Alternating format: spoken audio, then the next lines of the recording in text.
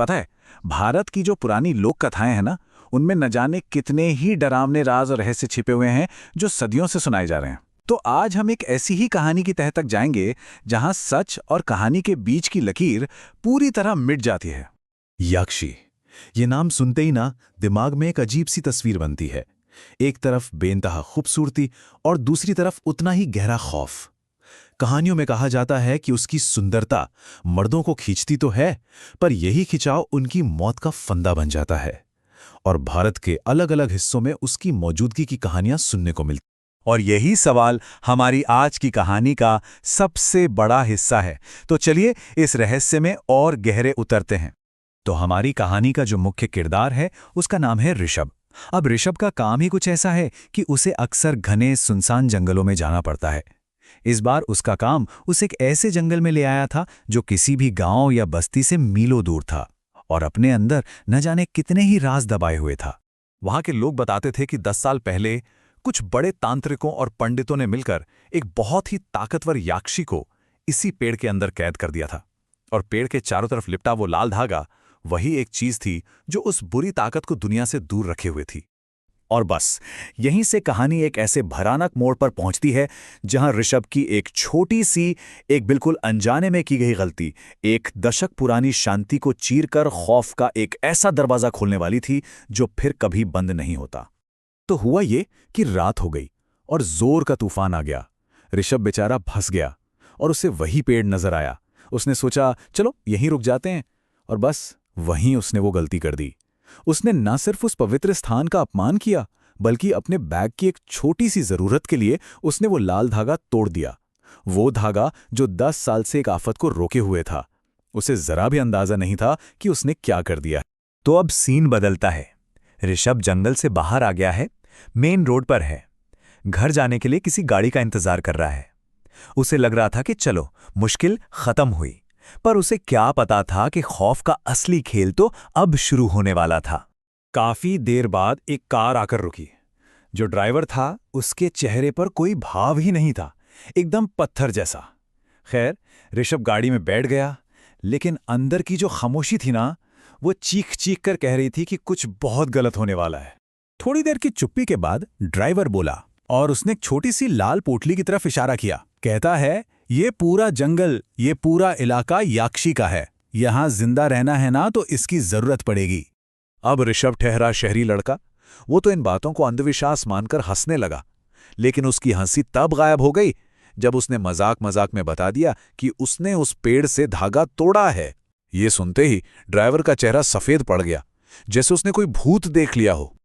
और तभी अचानक कार की हेडलाइट्स में एक औरत दिखाई दी, सफेद साड़ी में, रात के अंधेरे में मदद मांग रही थी। ड्राइवर का मन तो नहीं था, लेकिन उसे गाड़ी में बिठाना ही पड़ा। जैसे ही वो औरत कार में बैठी, ड्राइवर की आवाज कांपने लगी। उसने धीरे से ऋषभ को बताया कि याक्षी कैसी दिखती है। बहुत ज्यादा सुंदर, सफेद साड़ी पहनती है और माथे पर एक बड़ा सा लाल टीका। और जैसे ही ड्राइवर ने अपनी बात खत्म की, दोनों ने रियर व्यू मिरर में देखा। उनके रोंगटे खड़े हो गए। पीछे बैठी औरत हूबहू वैसी ही थी, वही सफेद साड़ी, वही बड़ा सा टीका। और बात सिर्फ हुल्ले की नहीं थी। कार में बैठने के बाद उस औरत का पूरा बर्ताव ही बदल गया था। जो बाहर इतनी डरी हुई लग रही थी, वो अब बड़े आत्मविश्वास से मुस्कुरा रही थी और उनके डर का मजाक उड़ा रही थी। और फिर उस औरत ने एक ऐसा सवाल पूछा जिसने कार के अंदर का माहौल और भी ज्यादा डरावना बना दिया। उसने पूछा, क्या एक याक्षी अपना रूप बदल सकती है? ये सवाल आने वाले तूफान का संकेत था। और अब आता है कहानी का वो मोड़ जहां से सब कुछ पलट जाता है। यहां से जो राज खुलेंगे वो किसी के भी होश उड़ाने के लिए काफी हैं। अचानक वो औरत और उसके 2 छिपे हुए साथी लुटेरे निकले।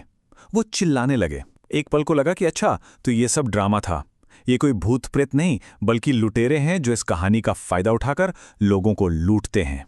लेकिन एक मिनट, अगर वो सिर्फ लुटेरे थे तो ड्राइवर इतना क्यों डरा हुआ था? वो लुटेरों को देख ही नहीं रहा था। उसकी आंखें तो अपने फोन की स्क्रीन पर गड़ी थीं और उसका चेहरा खौफ से पीला पड़ चुका था। ड्राइवर के फोन पर उसके गांव के व्हाट्सएप ग्रुप का एक मैसेज था और उस मैसेज में एक तस्वीर थी, एक लाश की तस्वीर। जो उसी पवित्र पेड़ के पास मिली थी। अब सवाल ये था कि ये लाश किसकी थी। और फिर वो खुलासा हुआ जिसने सबकी रूह कपा दी। तस्वीर में जो लाश थी वो ऋषभ की थी।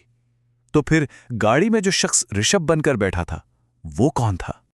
और तभी ऋषभ के भेष में बैठे उस प्राणी ने मुस्कुराते हुए वही सवाल दोहराया। तुमने पूछा था ना कि क्या एक याक्षी अपना रूप बदल सकती है? असली याक्षी तो शुरू से उनके साथ थी, ऋषभ बनकर।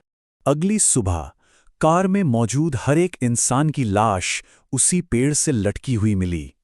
ड्राइवर, वो औरत, दोनों लुटेरे, सब। आजाद हुई याक्षी ने किसी को नहीं छोड़ा था।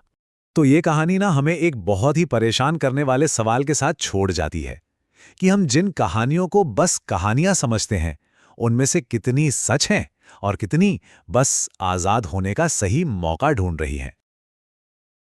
अगर आपको ये कहानी थोड़ी सी भी पसंद आई हो या इसने आपको अंदर तक महसूस कराया हो तो वीडियो को लाइक ज़रूर करिए।